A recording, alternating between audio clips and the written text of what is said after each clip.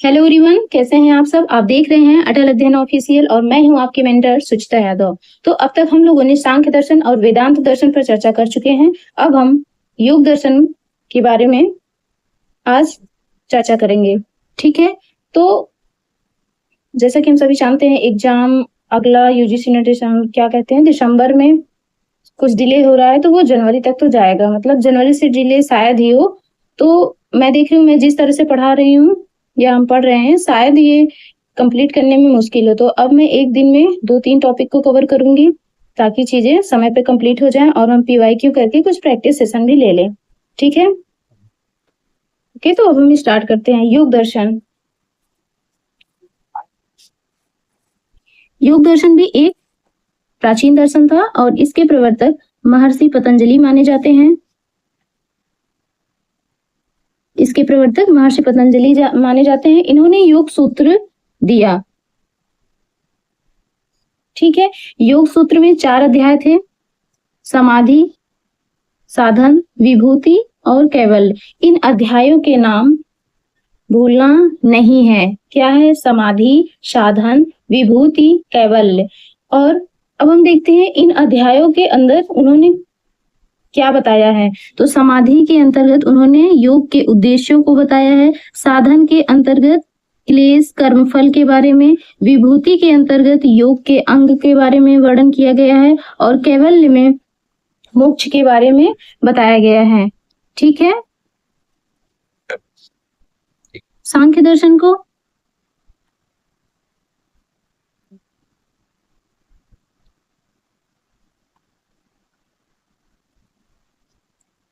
शेश्वर सांख्य भी कहा जाता है। सांख्य दर्शन को शेश्वर सांख्य भी कहा जाता है क्योंकि गीता में सांख्य के साथ साथ योग दर्शन का भी उल्लेख मिलता है। ठीक है, और योग दर्शन के बारे में हमें कहाँ से चीजें पता चलती हैं, तो विज्ञान भिक्षु ने लिखा है योग सार संग्रह और योग वर्तिका। यहाँ से भोजराज ने लिखा है योग मर्म विप्रभा। तो यहाँ से हमें योग दर्शन के बारे में चीजें पता चलती हैं। योग दर्शन में चित्त वृत्तियों, पेन ठीक से चल रही नहीं, आई होप आप समझ रहे होंगे मैं क्या लिख रही हूँ। चित्त वृत्तियों का निरोध ही योग है, का निरोध ही योग है। ठीक है, और ये इन्होंने वृत्तियों के बारे में इसमें बताया गया है कि वृत्तियां 5 थी: प्रमाण, विपर्य, विकल्प, निद्रा और स्मृति। ठीक है, और इन वृत्तियों का निरोध अभ्यास और वैराग्य से प्राप्त होता है व्यक्ति को। ठीक है, अब हम देखते हैं योग दर्शन में अष्टांग योग का प्रतिपादन किया गया था। किस लिए? आत्मा साधना के लिए अष्टांग योग महर्षि पतंजलि ने दिया। तो वो कौन कौन से थे अष्टांग योग? इनका क्रम बहुत ही इंपॉर्टेंट है, क्रम बिल्कुल भी नहीं भूलना है। और अभी रिसेंट में जो क्वेश्चन आ रहे हैं मैं देख रहा हूँ वो इसके सीक्वेंस पूछ लिए जा रहे हैं। ठीक है, जैसे कि पहला है यम, नियम, आसन, प्राणायाम, प्रत्याहार, धारणा, ध्यान और समाधि। लास्ट वाला है समाधि। पहला है यम, यम, नियम, आसन, प्राणायाम, प्रत्याहार, धारणा, ध्यान, समाधि। ठीक है, अब हम देखते हैं यम क्या है। यम जिसमें सत्य, अहिंसा, अस्तेय, अपरिग्रह, ब्रह्मचर्य ये सब चीजें शामिल होती हैं। ठीक है, तो इसको पतंजलि ने यम कहा। नियम में इन्होंने 5 चीजें बताई थी, जैसे कि मन को शुद्ध रखना, संतोष, तप, स्वाध्याय करना और ईश्वर में ध्यान लगाना। इसमें इन्होंने 5 दिया था। ठीक है, आसन में इन्होंने कहा था कि 3 आसनों पर बल दिया जाएगा: पद्मासन, स्वशक्तिकासन और सिंहासन के बारे में। ठीक है, और प्राणायाम इसमें मन धारणा का योग बनता है, प्राणायाम से मन धारणा के योग बनते हैं। ठीक है, और प्रत्याहार इसमें क्या होता है? इंद्रियों को वश में किया जाता है।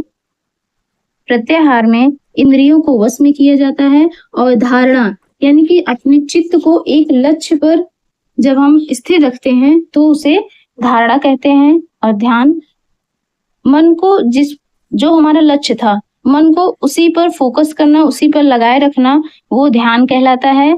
और जब हम उस जो हमारा लक्ष्य था उसमें स्वयं को भूलकर जब हम लीन हो जाते हैं तो उसे समाधि कहते हैं। ठीक है,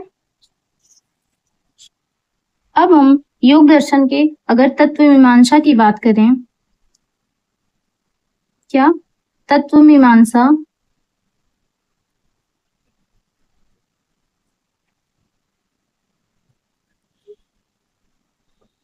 तत्व मीमांसा, तो योग दर्शन के तत्व मीमांसा में सांख्य के 25 जो तत्व बताया गया था उसे ही योग दर्शन में यहाँ भी माना जाता है। उसमें जो प्रकृति पुरुष ये 2 चीजें थी। ठीक है, तो योग दर्शन में बल्कि जड़ और चेतन 2 पदार्थों का वर्णन किया गया है। जड़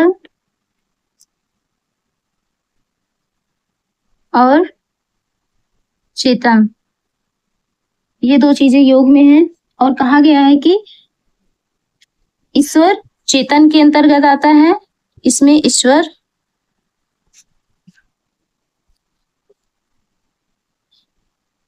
और ये चेतन तत्व ही पुरुष है। सांख्य में क्या प्रकृति और पुरुष के बारे में बताया गया था, तो योग दर्शन में चेतन को पुरुष माना गया है और इसमें कहा गया है कि ईश्वर भी पुरुष है, लेकिन यह सर्वसाधारण पुरुष नहीं है बल्कि पुरुष विशेष है। ठीक है,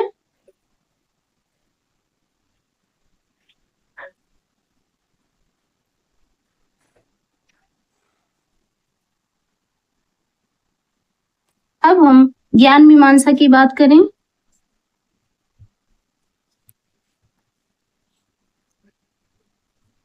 ज्ञान मीमांसा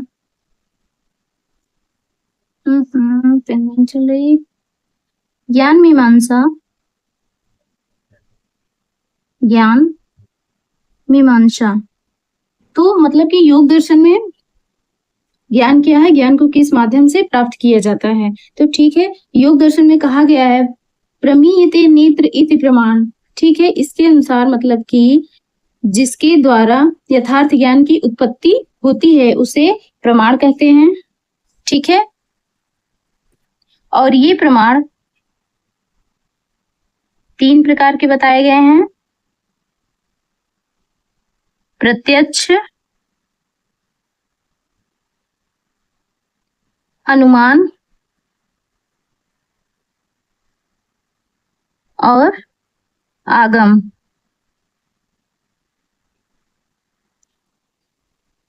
तो ये 3 प्रमाण थे और योग दर्शन में योगाभ्यास को महत्वपूर्ण माना गया है।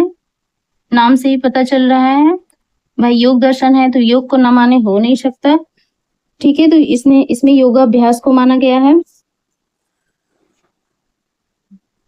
कि इस योगाभ्यास के माध्यम से हम ये अष्टांग के ये जो 8 नियम बताए गए हैं इसको हम प्राप्त कर पाएंगे। ठीक है, अब अगर हम आचार मीमांसा की बात करें,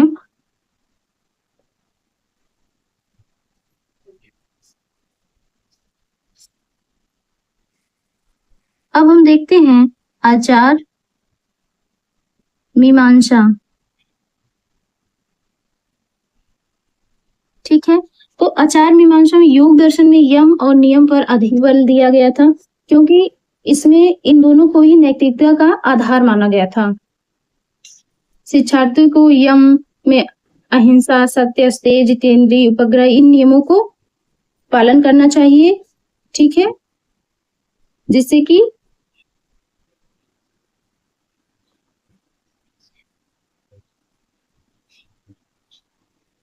आचार मीमांसा में कहा गया है कि जब छात्र योग और नियमों का पालन करेगा तभी वो स्वयं को बाह्य रूप से क्या कर पाएगा, अपने आप को संयमित कर पाएगा और ये संयमित करने के बाद ही उसे मोक्ष की प्राप्ति होगी। ठीक है, तो इस तरह हमने योग दर्शन के ज्ञान मीमांसा, तत्व मीमांसा, आचार मीमांसा को देखा। ठीक है, और इसमें कहा गया था कि शिक्षार्थी को कैवल्य प्राप्त करने के लिए तत्पर बनाना, कैवल्य पाद प्राप्त करने के लिए तत्पर बनाना चाहिए। ठीक, अब हम देखते हैं, थोड़ा सा ब्रीफ में देख लेते हैं योग दर्शन में शिक्षा के बारे में क्या कहा गया है, कौन सी शिक्षण विधियां हैं, उस शिक्षा के उद्देश्य क्या हैं, पाठ्यक्रम क्या होना चाहिए। ठीक है, बस इन 2-3 चीजों के बारे में जान के इसको खत्म करते हैं। तो अगर हम शिक्षा की बात करें,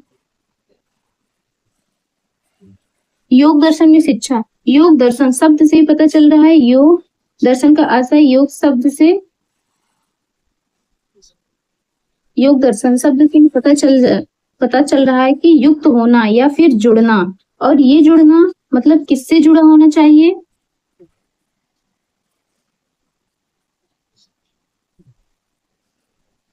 तो हम योग दर्शन और शिक्षा के उद्देश्य की बात करें कि योग दर्शन में क्या थे शिक्षा के उद्देश्य, तो दर्शन में शिक्षा का उद्देश्य था कि बालक का शारीरिक विकास होना चाहिए,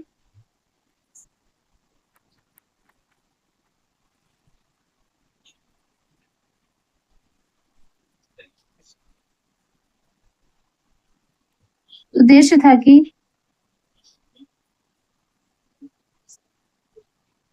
शारीरिक विकास होना चाहिए, शारीरिक विकास होना चाहिए, विवेक विकसित होना चाहिए, व्यक्तित्व का सर्वांगीण विकास होना चाहिए, और शिक्षार्थी को जो विभिन्न दुख होते हैं जैसे कि आध्यात्मिक, भौतिक, अदैविक, इन सब के निवारण के बारे में बताना चाहिए। ये उद्देश्य भी था योग दर्शन में।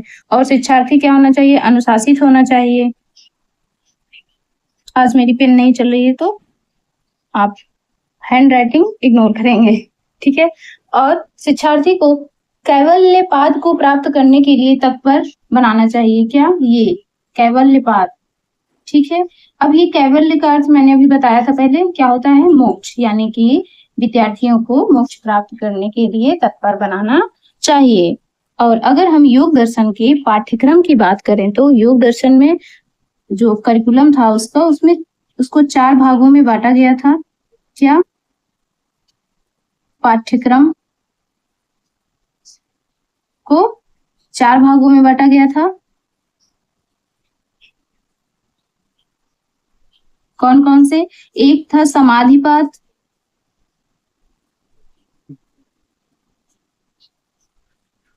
समाधिपाद, दूसरा था साधनपाद, साधनपाद,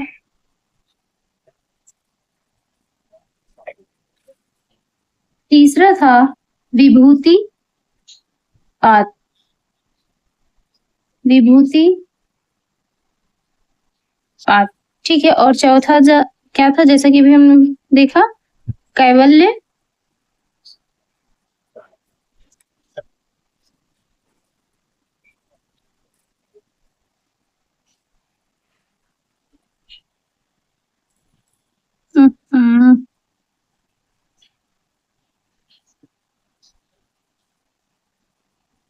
पूरा चला गया।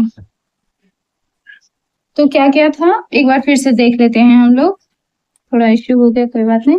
समाधिपाद ऐसे लिख लेते हैं, समाधिपाद, साधनपाद, विभूति, और चौथा क्या था? कैवल्य पाद, ठीक है। तो समाधि पाद में क्या कहा गया था कि समाधि के स्वरूप, लक्ष्य, उसके लक्ष्य का प्रतिपादन, इसका वर्णन किया गया था। और साधन पाद में लक्ष्य को किस तरह से प्राप्त किया जाए, यानी कि साधनों की व्याख्या की गई थी किसमें? साधन पाद में। और विभूति पाद में अलौकिक सिद्धियों का वर्णन किया गया था। और कैवल्य पाद में मोक्ष प्राप्त के स्वरूप का वर्णन था, ठीक है। तो ये पाठ्यक्रम जो है कि शैशवावस्था और बाल्यावस्था और पूर्व युवावस्था में जो रखे गए थे, उसमें शैशवावस्था में बताया गया था कि ज्ञानेश्वर में बताया गया था कि शैशवावस्था में क्या हो, ज्ञानेंद्रियों,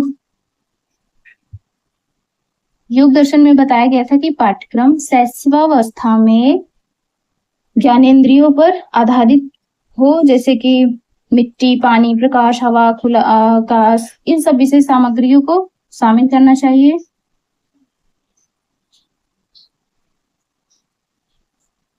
ठीक है। इनके प्रशिक्षण पर बल दिया जाना चाहिए। और बाल्यावस्था में भाषा,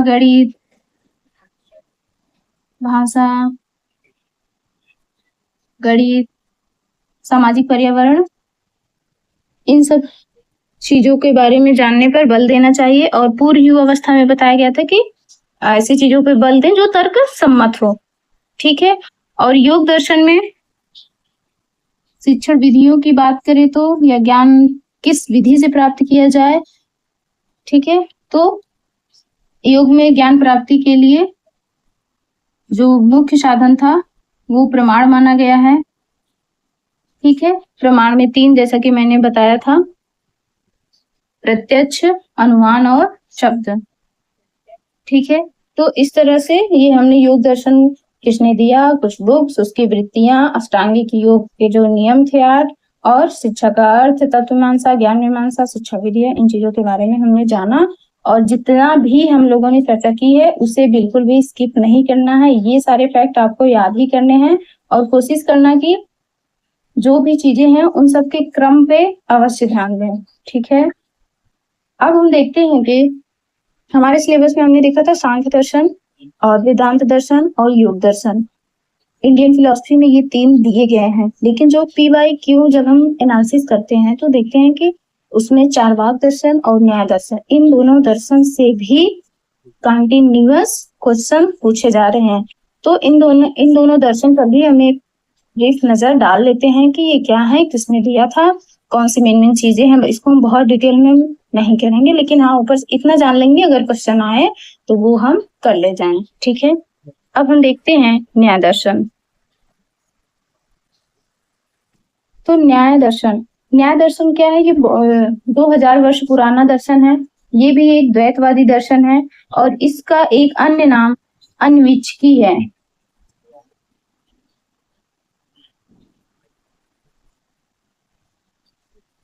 इसका एक अन्य नाम क्या है? अन्वीक्षिकी। ठीक है।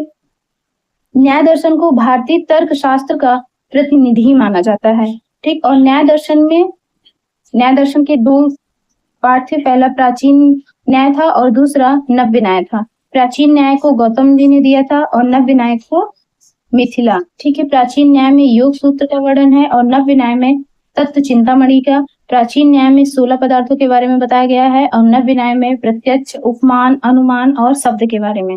ठीक है। और प्राचीन न्याय में पदार्थ मीमांसात्मक कहा गया है और नव्य न्याय में प्रमाण मीमांसात्मक बताया गया है। प्राचीन न्याय में मुक्ति की प्राप्ति पर बल दिया जाता है और नव्य न्याय में तर्क को प्रमुखता दी जाती है। ठीक है।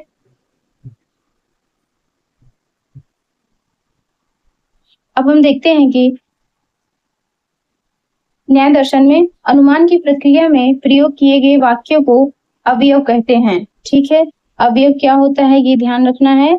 अनुमान की प्रक्रिया में प्रयोग किए गए वाक्यों को अवयव कहते हैं। जब भी हम किसी चीज के बारे में अनुमान लगाते हैं तो अंदर कुछ शब्द हम यूज करते हैं वो चीजें सोचने के लिए, तो वो उसे क्या कहा गया है? अवयव। ठीक है। और न्याय दर्शन में बताया गया है कि यथार्थ ज्ञान को प्रमा कहते हैं और अयथार्थ ज्ञान को अप्रमा कहते हैं। तो यथार्थ ज्ञान जो कि प्रमा था, इसके 4 भेद बताए गए हैं। कौन कौन से? प्रत्यक्ष, अनुमिति, उपमिति और शब्द। ठीक है। प्रत्यक्ष शब्द से ही पता चल रहा है कि जिसे हम अपनी आंखों से देख सकते हैं वो प्रत्यक्ष है। ठीक है। तो हम देखते हैं अनुमिति क्या है। अनुमान को ही अनुमिति कहते हैं। जब एक बात जान लेने के बाद उसी के द्वारा दूसरी बात जानना या उसी के आधार पर हम किसी और चीजों के बारे में जब एनालिसिस करके सोचते हैं कि हाँ ये वही है, मतलब एक गेस लगाते नहीं है मन में, तो उसे क्या कहते हैं? अनुमान। ठीक है। इसके 3 पद हैं। कौन कौन से? पक्ष, साक्ष्य, हेतु, जिसके द्वारा हम अपने अनुमान को सिद्ध करते हैं कि हाँ हमने जो सोचा, हमने जो एनालिसिस किया है पहले जो था, अब उसके आधार पर ये चीजें हैं।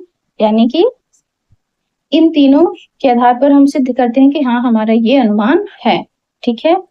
अब देखते हैं उपमिति, जिसे उपमान भी कहते हैं। समान धर्म, सारूप्यता या समान जातीयता को उपमान कहते हैं।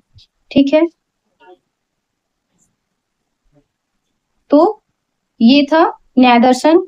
इतनी चीजें बहुत जरूरी हैं और मुझे नहीं लगता इससे ज्यादा और भी चीजें जाननी। इतने से क्वेश्चन हो जाएंगे और अगर हम PYQ करेंगे, अगर कुछ चीजें छूटी होंगी तो वो वहां पे कवर हो जाएंगे। ठीक है। अब हम देखते हैं, एक है चारवाक दर्शन, जिससे बहुत क्वेश्चन अभी हाल में, मतलब अगर 100 क्वेश्चन आ रहे हैं तो कहीं ना कहीं डायरेक्ट क्वेश्चन में नहीं आएंगे तो अंदर ऑप्शन में आ जाएगा चारवाक दर्शन। ठीक है, तो चारवाक दर्शन का एक अन्य नाम है लोकायत। ठीक है, जिसे पहले लोकायत के नाम से ही जाना जाता था, बाद में इसे चारवाक दर्शन कहा गया था। ठीक है, इसको किसने दिया था? आचार्य बृहस्पति ने से। ठीक है, लेकिन इसका प्रचार किसने किया था? चारवाक ने किया था। चारवाक को प्रचारक माना जाता है और संस्थापक आचार्य बृहस्पति को। ठीक है, और चारवाक दर्शन के बारे में हमें कहाँ से पता चलता है? मध्वाचार्य जी ने जो लिखा सर्व दर्शन संग्रह, यहाँ से हमें चारवाक दर्शन के बारे में चीजें पता चलती हैं। और चारवाक दर्शन की कुछ विशेषताओं की बात करें तो चारवाक दर्शन नास्तिक दर्शन है। हाँ, अब तक हम लोगों ने जो दर्शन पढ़े वो आस्तिक दर्शन के अंतर्गत आते थे। आस्तिक मतलब जिन्होंने वेदों को माना था। अब जो दर्शन हम पढ़ेंगे वो नास्तिक दर्शन में आएंगे, जिसमें से पहला हम लोगों ने पढ़ा था नहीं, चारवाक दर्शन, जैन दर्शन और बौद्ध दर्शन, ये तीनों नास्तिक दर्शन के अंतर्गत आते थे। नास्तिक मतलब जो वेद को नहीं मानते थे। ठीक है, तो चारवाक भी उन्हीं में से एक है जो कि वेदों को नहीं स्वीकार करता है, ईश्वर को नहीं मानता है, इसलिए इसे नास्तिक कहते हैं और इसे अनिश्वरवादी कहते हैं। ठीक है, चारवाक दर्शन प्रत्यक्षवादी है।